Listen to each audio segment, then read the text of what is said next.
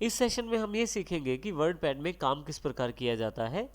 जैसा कि हमने जानकारी दी, वर्डपैड एक बेसिक टेक्स्ट एडिटिंग का कार्य कर सकता है।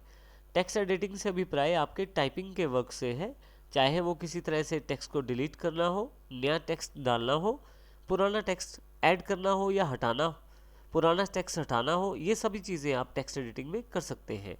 इसके अलावा वर्डपैड आपको बेसिक फॉर्मेटिंग से रिलेटेड भी काफ़ी सारे टूल देता है। इन सब टूल्स की जानकारी अब हम लेते हैं। सबसे पहले देखिए, मैंने कुछ सैम्पल टेक्स्ट यहाँ टाइप किया हुआ है। इस टेक्स्ट को सिलेक्ट करके हम इस पर किसी भी तरह का कार्य कर सकते हैं। हम यहाँ से होम टैब के अंतर्गत फ़ॉन्ट ग्रुप की सबसे पहले जानकारी लेंगे। सबसे पहले हम होम टैब की जानकारी लेंगे। होम टैब काफ़ी सारे ग्रुप्स में विभाजित है। होम टैब काफ़ी सारे ग्रुप में बटा हुआ है, जैसे क्लिपबोर्ड, जिसके अंतर्गत कट कॉपी पेस्ट कमांड शामिल है, फ़ॉन्ट से रिलेटेड टूल्स इसके अंतर्गत शामिल है, पैराग्राफ, इंसर्ट और एडिटिंग। इस प्रकार से हम इन सभी बारी बारी से हम इन सभी ग्रुप्स की जानकारी लेंगे। सबसे पहले इम्पोर्टेंट बात, यदि आपको वर्डपैड में कोई भी कार्य करना है तो उसके लिए उस टेक्स्ट को सिलेक्ट करना ज़रूरी है जिस पे आप कार्य करना चाहते हैं। अब सबसे पहले मैं देखिए इस बीच वाले पैराग्राफ को सिलेक्ट कर लेता हूँ। सिलेक्ट करने के लिए माउस के लेफ्ट क्लिक को मैं प्रेस करके रखता हूँ और माउस को ऊपर या नीचे जिस तरफ मुझे सिलेक्ट करना है घुमाता हूँ। जैसे यहाँ पे मुझे टेक्स्ट ऊपर की तरफ सिलेक्ट करना है तो मैं ऊपर की तरफ ड्रैग कर रहा हूँ। फाइनली माउस का लेफ्ट क्लिक छोड़ देता हूँ और मेरा ये टेक्स्ट सिलेक्ट हो जाता है। आइए अब सबसे पहले हम होम टैब के फ़ॉन्ट सेक्शन की जानकारी लेते हैं। फ़ॉन्ट सेक्शन में काफ़ी सारे कमांड्स अवेलेबल हैं। सबसे पहले फ़ॉन्ट फैमिली। देखिए यहाँ पे जब भी हम माउस किसी कमांड पे रखते हैं, देखिए यहाँ पे जब भी आप माउस का कर्सर किसी कमांड पे रखते हैं या किसी कमांड पे रखते हैं तो आप देखिए यहाँ पे जब भी आप अपने माउस का कर्सर किसी कमांड पे रखते हैं तो उसकी एक टूल टिप आपके पास अवेलेबल हो जाती है। जैसे यहाँ फ़ॉन्ट फैमिली जो ये जानकारी दे रहा है कि यहाँ से फ़ॉन्ट चेंज कर सकते हैं आप। यहाँ दिए गए ड्रॉप डाउन बॉक्स को मैं क्लिक करता हूँ तो मेरे पास काफ़ी सारे फ़ॉन्ट अवेलेबल हो जाते हैं। अब देखिए जैसे जैसे माउस को मैं फ़ॉन्ट्स पे लेके जाऊँगा उस तरह का फ़ॉन्ट का स्टाइल मेरे पास प्रीव्यू के रूप में मेरे डॉक्यूमेंट में अवेलेबल हो रहा है। जो फ़ॉन्ट मुझे चाहिए उस पर मुझे केवल क्लिक करना है। जैसे यहाँ मैं ब्रिटेनिक बोल्ड को क्लिक कर देता हूँ तो देखिए मेरे पास फ़ॉन्ट एप्लीकेबल हो गया है। इसी तरह से साइज़ चेंज करने के लिए बिल्कुल साथ में साइज़ का बॉक्स है। यहाँ से मैं ड्रॉप डाउन पिक करके साइज़ सेलेक्ट कर सकता हूँ। माउस मूव करते ही साइज़ में भी बदलाव आप देख सकते हैं प्रीव्यू के रूप में। जिस साइज़ को मैं चाहता हूँ उस साइज़ को एप्लीकेबल करने के लिए क्लिक कर देता हूँ। साइज़ बदलने के लिए आप ग्रो फॉन्ट और श्रिंक फॉन्ट का इस्तेमाल भी कर सकते हैं। जैसे ही मैं ग्रो फॉन्ट पे क्लिक करता हूँ आप देखेंगे कि साइज़ फॉन्ट का बढ़ रहा है। यहाँ पे आप नंबर भी देख सकते हैं, साइज़ के साथ बढ़ रहा है। इसी तरह से यदि आप श्रिंक फॉन्ट को क्लिक करते हैं तो साइज़ कम हो रहा है। यहाँ पे आप देखिए नंबर भी यहाँ पे कम हो गया है। इस प्रकार से ग्रो फॉन्ट और श्रिंक फॉन्ट के द्वारा साइज़ को बड़ा और छोटा आप कर सकते हैं फॉन्ट के। इसी के साथ आपके पास बोल्ड ऑप्शन अवेलेबल है जो अक्षरों को मोटा कर देगा कुछ इस तरह से। इसी तरह से इटैलिक, हल्के से टेढ़े अक्षर दिखाई देने शुरू हो जाएंगे। यू से नीचे अंडरलाइन अवेलेबल हो जाएगी। स्ट्राइक थ्रू से आपके पास अक्षरों के बीच में एक लाइन हो जाएगी जो एक स्टाइल को रिप्रेजेंट करेगी, जो कि स्ट्राइक थ्रू है। आप इनमें से किसी भी ऑप्शन को यहीं से ऑन ऑफ कर सकते हैं, अर्थात यदि आप बोल्ड पे क्लिक करते हैं तो यहीं से बोल्ड एनेबल हो जाएगा और दोबारा बोल्ड पे क्लिक करने पे बोल्ड डिसेबल हो जाएगा फॉन्ट के ऊपर। तो इस प्रकार आप अपने इन ऑप्शंस को एनेबल और डिसेबल कर सकते हैं। अगला ऑप्शन हमारे पास है सब्सक्रिप्ट का। सब्सक्रिप्ट का एग्जांपल समझने के लिए सबसे पहले हम एक टर्म लिख लेते हैं यहाँ पे, log 10। अब मान लीजिए 10 को अब यहाँ पे मुझे 10 को log के बिल्कुल पैर में रखना है, यानी कि नीचे की तरफ रखना है। तो इसके लिए मैं 10 को सिलेक्ट कर लेता हूँ और यहाँ पे मैं सब्सक्रिप्ट पे क्लिक कर देता हूँ। आप देखेंगे यहाँ पे log 10 में 10 नीचे पैर में चला गया है log के। तो इस प्रकार से आप सब्सक्रिप्ट का प्रयोग कर सकते हैं। वापस ठीक करने के लिए आप इसको वापस दोबारा नॉर्मल पोजीशन में लाने के लिए फिर से आप 10 दोबारा नॉर्मल पोजीशन में लाने के लिए फिर से 10 को सिलेक्ट कर लें। आप देखेंगे कि ये ऑप्शन एनेबल है, तो यहाँ मैं इसे फिर से डिसेबल कर देता हूँ। देखेंगे आप यहाँ पे इफेक्ट, आप देखेंगे कि सबस्क्रिप्ट का इफेक्ट यहाँ से हट गया है। इस तरह से यदि मैं सुपरस्क्रिप्ट, नेक्स्ट कमांड हमारे पास सुपरस्क्रिप्ट की है।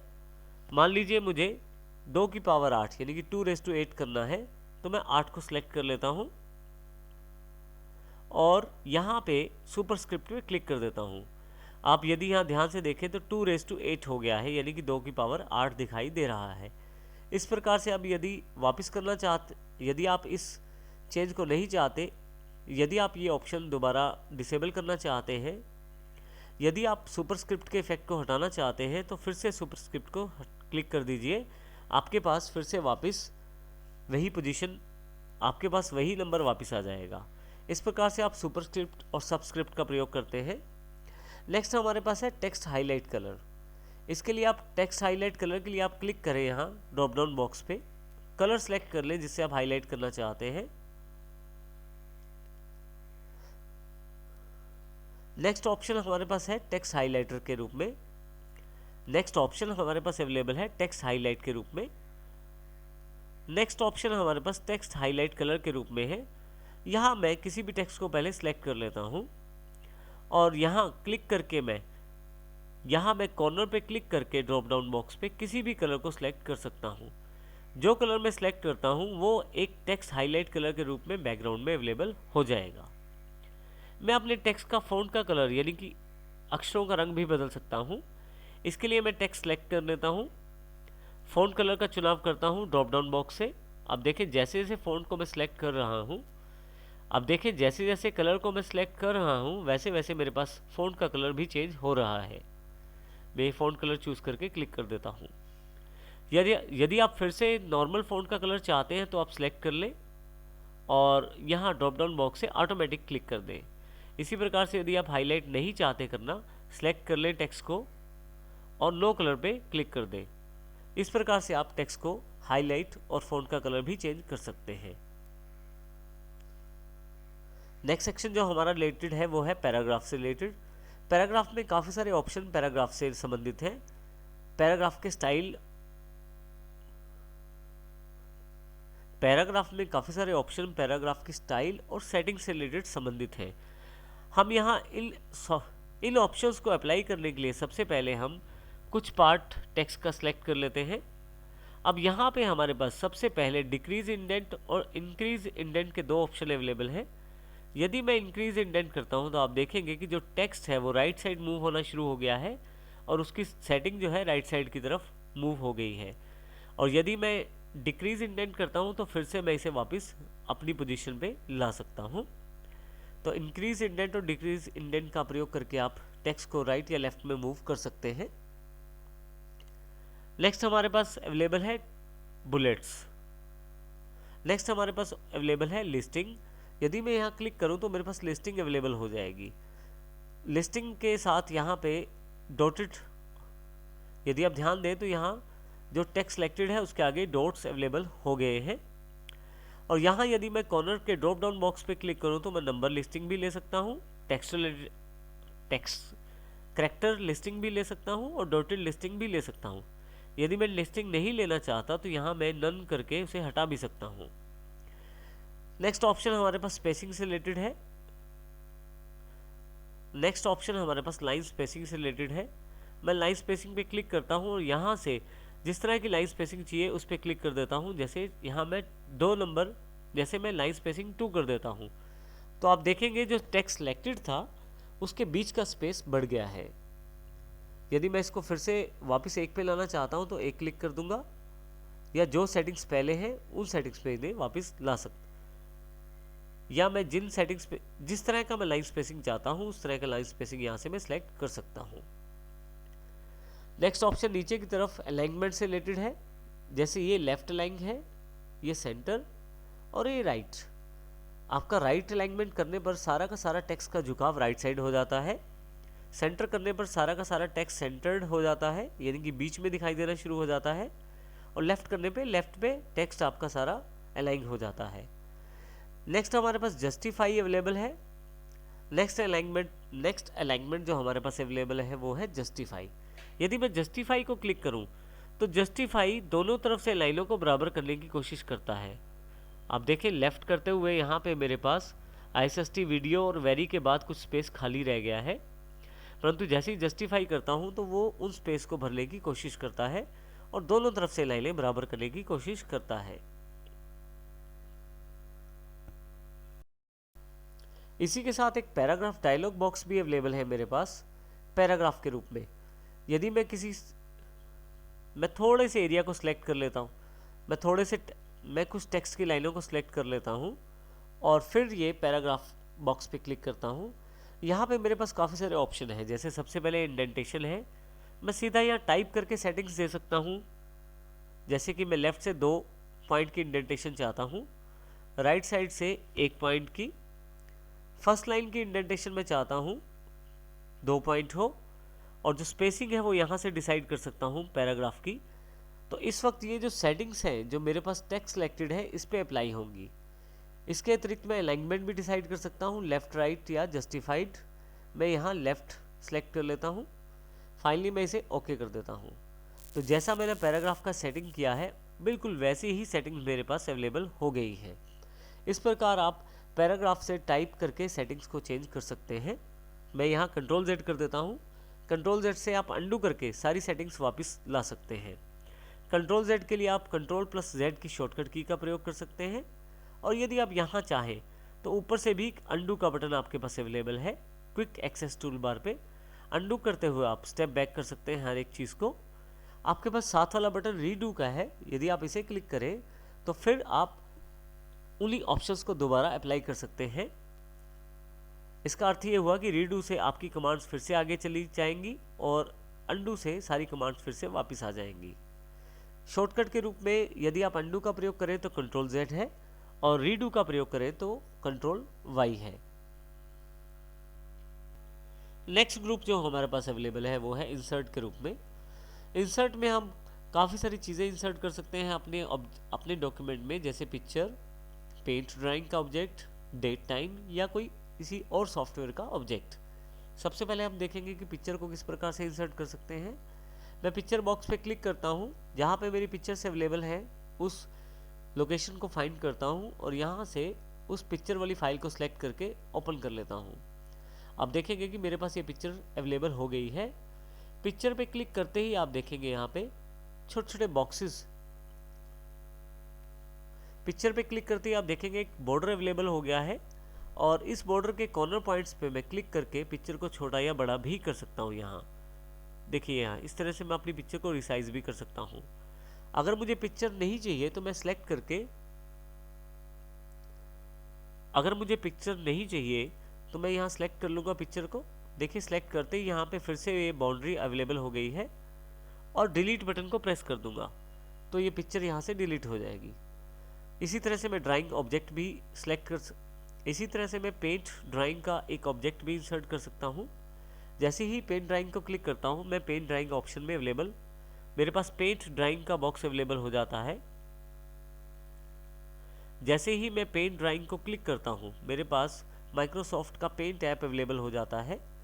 यहाँ पे मैं कुछ भी ड्रॉ कर लेता हूँ, इसमें कलर फिल कर लेता हूँ, और फाइनली इसे मैं यहाँ से क्लोज कर देता हूँ। आप देखेंगे कि वही पिक्चर आपके पास आपके डॉक्यूमेंट में ऐड हो गई है। यदि आप इस पर क्लिक करें तो देखेंगे आपके इसके आसपास भी एक बाउंड्री अवेलेबल हो गई है, जिस बाउंड्री से मैं साइज़ बड़ा छोटा कर सकता हूँ इस इमेज का। यदि आप इस इमेज पे डबल क्लिक करें तो आप फिर से पेंट पे जाकर इसे एडिट कर सकते हैं। यहाँ मैं फिर से इसे क्लोज कर देता हूँ। इस प्रकार आप पेंट ड्राइंग का ऑब्जेक्ट भी इंसर्ट कर सकते हैं। यदि नहीं चाहिए ऑब्जेक्ट तो क्लिक करें और डिलीट प्रेस कर दें। इसी तरह से यदि आप अपने डॉक्यूमेंट में डेट या टाइम इंसर्ट करना चाहते हैं तो डे टाइम पे क्लिक करें। काफ़ी सारे फॉर्मेट्स आपके पास अवेलेबल हो जाएंगे, जैसा फॉर्मेट आपको चाहिए वो सिलेक्ट करें और ओके कर दें। उस तरह का डेट आपके पास यहाँ इंसर्ट हो जाएगा। नेक्स्ट ऑप्शन हमारे पास यहाँ उपलब्ध है इंसर्ट ऑब्जेक्ट के रूप में। इंसर्ट ऑब्जेक्ट पे क्लिक करें आप। आपके पास जो सॉफ्टवेयर्स आपके सिस्टम में इंस्टॉल्ड है और जिनका ऑब्जेक्ट बनाया जा सकता है उन सब की उन सब की लिस्ट यहाँ अवेलेबल हो जाएगी। जैसे यहाँ एक्सेल, पावर पॉइंट, वर्ड इत्यादि सॉफ्टवेयर्स की लिस्ट अवेलेबल है।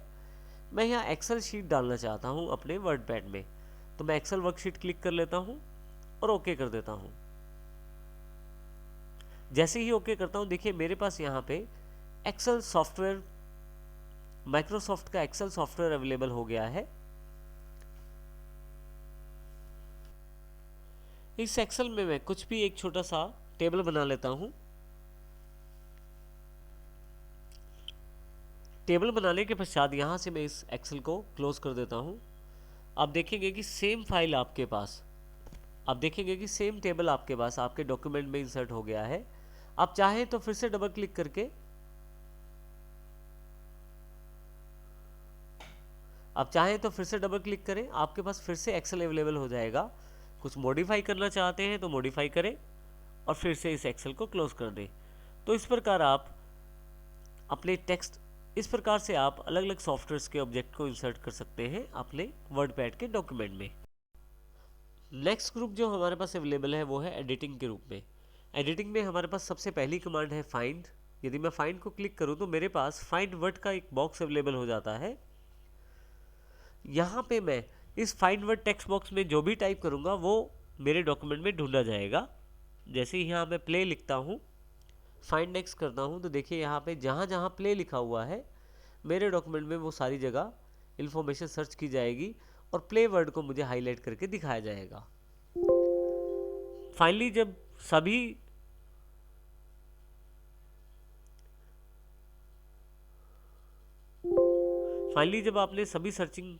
फाइनली जब आपने पूरा डॉक्यूमेंट सर्च कर लिया है और उसके पश्चात आपको आगे प्ले नहीं मिल रहा आगे, तो उसके पश्चात अगर वर्ड पैड के तो उसके पश्चात यदि फाइंड कमांड को आगे प्ले वर्ड नहीं मिल रहा तो आपके पास यहाँ पे एक मैसेज आ जाएगा, word pad has finished searching the document, अर्थात उसने अपना पूरा डॉक्यूमेंट सर्च कर लिया है और प्ले इसके अलावा कहीं भी नहीं है, वो सब आपको दिखा चुका है। इसे मैं ओके कर देता हूँ। नीचे की तरफ यहाँ दो इम्पोर्टेंट ऑप्शन दिए गए हैं, मैच होल्ड वर्ड ओनली और match case. Match hold word का अर्थ है कि यदि कोई आप वर्ड ढूंढते हैं तो वो एग्जैक्ट पूरा वर्ड ढूंढा जाएगा, ना कि उसके आगे या पीछे लगे हुए अक्षरों को ढूंढने, ना कि उस वर्ड के आगे या पीछे लगे हुए किसी अक्षरों को मिलाकर ढूंढेगा। उदाहरण के लिए जैसे मैं यहाँ पे राज ढूंढना चाहता हूँ, RAG। उदाहरण के लिए जैसे यहाँ मैं राज वर्ड ढूंढना चाहता हूँ, RAJ, और फाइंड नेक्स्ट करता हूँ। राज, राजवीर, हमराज, राज, राजू। आप देखेंगे कि इसने काफ़ी सारे बाकी अक्षरों में भी इसने काफ़ी सारे बाकी वर्ड्स में जाकर भी राज को ढूंढा है, परंतु मैं केवल राज को ढूंढना चाहता हूँ। तो उस केस में मैं यहाँ पे मैच होल्ड वर्ड पे क्लिक कर देता हूँ और फिर से ढूंढना शुरू करता हूँ देखिए ये राज 2 बार केवल राज ढूंढा है इसने, और फाइनली उसके बाद इसने सर्चिंग को फिनिश कर दिया है। तो इस प्रकार से यदि आप पर्टिकुलर वर्ड ढूंढना चाहते हैं और चाहते हैं उसके आगे या पीछे कुछ भी ना, और चाहते हैं वो वर्ड किसी और वर्ड के साथ जुड़ा हुआ ना हो, और चाहते हैं कि वो वर्ड केवल अकेला ढूंढा जाए, ना कि आगे या पीछे जुड़े हुए शब्दों के साथ, तो आप इस प्रकार से मैच होल्ड वर्ड का प्रयोग करके ढूंढ सकते हैं। इसी प्रकार से मैं मैच केस का प्रयोग कर सकता हूँ। मैच केस में यदि आप बड़े लेटर्स में लिखेंगे, कैपिटल लेटर्स में लिखेंगे, तो कैपिटल लेटर्स में जानकारी ढूंढी जाएगी, कैपिटल लेटर में वर्ड ढूंढा जाएगा, और यदि स्मॉल लेटर्स में लिखेंगे तो उस वर्ड को स्मॉल लेटर्स में ढूंढा जाएगा। जैसे यहाँ पे मैं प्ले टाइप कर देता हूँ और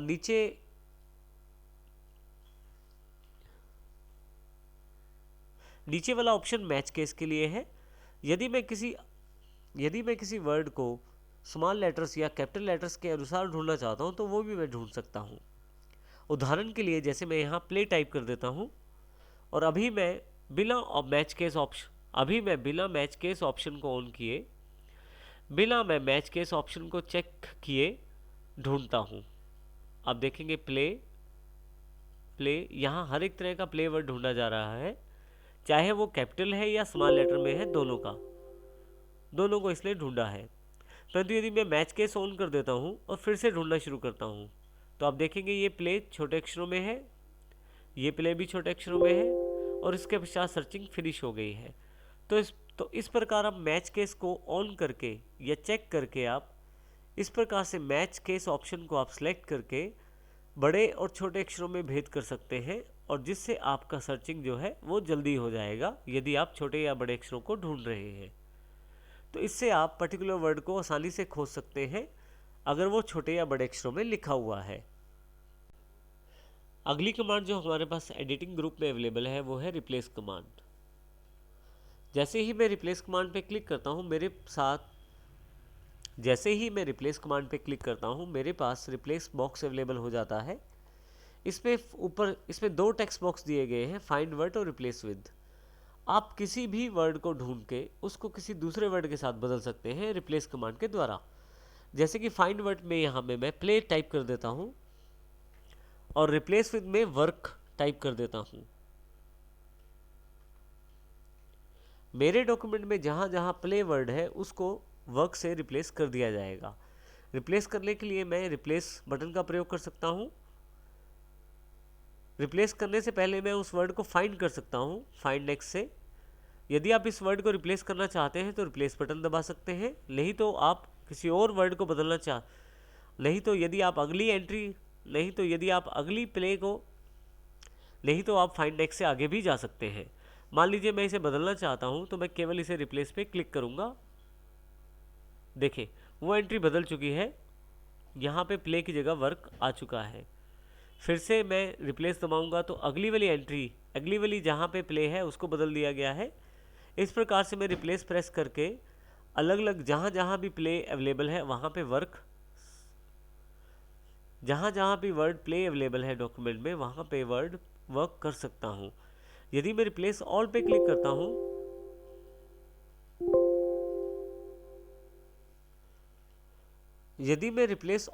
करता हूँ तो एक साथ जितने भी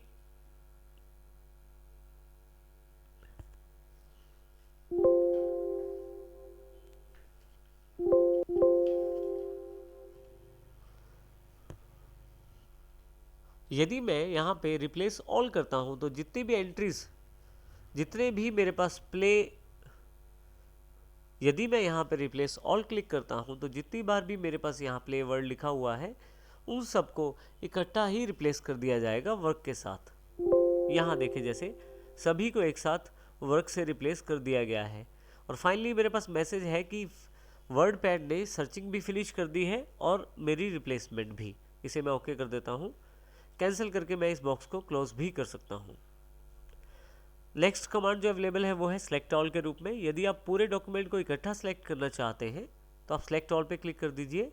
देखिए ऊपर से लेकर नीचे तक सारा डॉक्यूमेंट सेलेक्ट हो गया है। यदि मैं फिर से इस पर क्लिक करूं तो सिलेक्शन, और यदि मैं यहाँ से बाहर कहीं भी क्लिक करूं तो फिर से डीसेलेक्ट हो जाएगा पूरा का पूरा डॉक्यूमेंट। सेलेक्ट ऑल से पूरा पेज आप एक साथ सेलेक्ट कर सकते हैं, और डीसेलेक्ट करने के लिए बाहर कहीं भी क्लिक करें तो ये डीसेलेक्ट हो जाएगा। होम टैब में सबसे आगे की तरफ जो ग्रुप दिया गया है वो है क्लिपबोर्ड। क्लिपबोर्ड ग्रुप में कट, कॉपी और पेस्ट जैसी इंपॉर्टेंट कमांड्स अवेलेबल हैं। आइए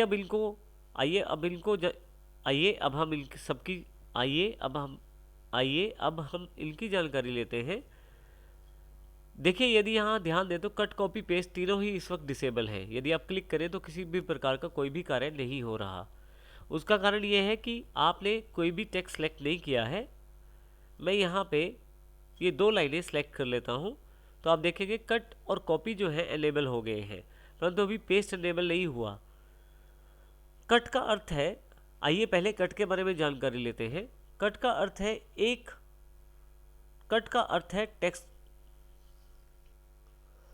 अर्थ है मूव करना। यदि आप अपने टेक्स्ट को एक स्थान से दूसरे स्थान पर डॉक्यूमेंट के अंदर लेके जाना चाहते हैं तो कट का प्रयोग कर सकते हैं।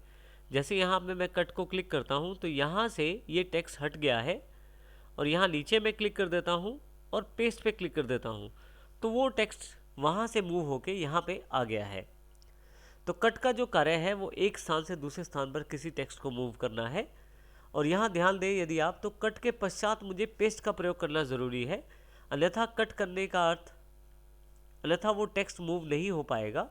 पहले टेक्स्ट को सिलेक्ट करें कट से और जहां आपको रखना है वहां पे उसे पेस्ट करें। इसी तरह से यदि आप कॉपी करना चाहते हैं तो फिर से कुछ सेलेक्ट कर लें और कॉपी पे क्लिक करें। कॉपी करने का अर्थ ये है कि आप उस टेक्स्ट का डुप्लीकेट बनाने जा रहे हैं। जैसे यहाँ पे मैं एंटर करके पेस्ट कर देता हूँ, तो आप ध्यान दें वही 2 लाइनें फिर से रिपीट हो गई हैं। फिर से मैं पेस्ट कर देता हूँ, फिर से वो लाइनें रिपीट हो गई हैं। आप पेस्ट का प्रयोग एक से अधिक बार कर सकते हैं। अब यहाँ पे मुख्य बात यह है कि कॉपी से मैं डुप्लीकेट बना सकता हूँ और कट से टेक्स्ट को मूव कर सकता हूँ। आप कट, कॉपी और पेस्ट को शॉर्टकट के साथ भी प्रयोग कर सकते हैं। कट का जो शॉर्टकट है Ctrl+X है। यदि आप अपने माउस कर्सर को कट कमांड के ऊपर रखें तो वहाँ पे टूल टिप अवेलेबल हो जाएगी जो जानकारी देगी Ctrl+X। इसी तरह से कॉपी पे भी यदि आप रखें तो टूल टिप अवेलेबल हो जाएगी Ctrl+C। पेस्ट पे भी Ctrl+V। तो इस प्रकार आप अपने कट, कॉपी, पेस्ट का प्रयोग कर सकते हैं। आप यहाँ से पेस्ट स्पेशल का प्रयोग भी कर सकते हैं। पेस्ट स्पेशल का अर्थ है कि आप टेक्स्ट की फॉर्मेटिंग को हटा के भी और पिक्चर के रूप में भी, पेस्ट स्पेशल का अर्थ है कि आप वर्डपैड के पेस्ट स्पेशल का अर्थ है कि आप स्पेशल रूप में पेस्ट कर सकते हैं, जैसे कि बिना फॉर्मेटिंग के या बिना फॉर्मेटिंग के अनफॉर्मेटेड टेक्स्ट में, या फॉर्मेटिंग के साथ रिच टेक्स्ट में, या पिक्चर के रूप में जो कि मेटा फाइल के रूप में होगी। इस एग्जांपल को हम यहाँ से समझते हैं। सबसे पहले मैं टेक्स्ट सेलेक्ट कर लेता हूँ और कॉपी कर देता हूँ।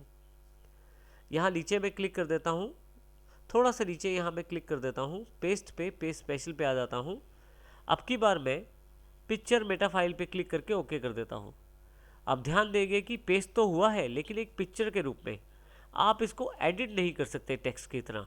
आप इसको एज अ पिक्चर साइज बड़ा छोटा कर सकते हैं, ये देखें आप, परंतु आप इसको एडिट नहीं कर पाएंगे जैसे इस टेक्स्ट को आप एडिट कर सकते हैं। तो इस तरह से आप पेस्ट स्पेशल करना चाहें तो इसका प्रयोग पेस्ट स्पेशल से कर सकते हैं। इसी तरह से यदि आपके किसी टेक्स्ट के ऊपर फॉर्मेटिंग हो रखी है, जैसे कि मैं यहाँ पहले किसी टेक्स्ट को फॉर्मेट कर देता हूँ, जैसे मैंने कलर चेंज कर दिया है, बोल्ड कर दिया है, और इस टेक्स्ट को मैं कॉपी कर लेता हूँ।